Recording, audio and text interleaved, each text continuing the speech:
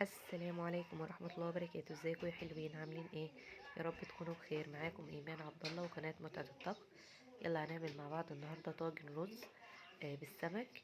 معظمكم ممكن ما يكونش يعرف الطاجن ده، بس بيطلع لذيذ جدا ومن الطرق اللي مش مشهورة للسمك.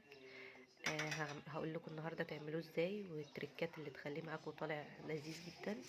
بس قبل ما نبتدي انزلي اعملي لايك وسبسكرايب لو اول مره تشوفيني، وفعلي الجرس عشان يوصلك كل جديد مننا اول باول. ويلا عشان نبتدي. اول حاجه معايا هنا سمك مكاريل، هنكون منضفينه كده كويس وده بيبقى شكله. هنبدا بقى نقطعه كده لقطع. قطعي بقى القطع العدد اللي انت عايزاه. هنتبله بليمون ودقه توم. عملتها معاكم دقه التوم قبل كده، هسيب لكم اللينك في الكومنتات تحت. ونبدا بقى نوزع التتبيله كده كويس على السمك. تقدري تتبلي السمك من قبلها بليله او ممكن قبل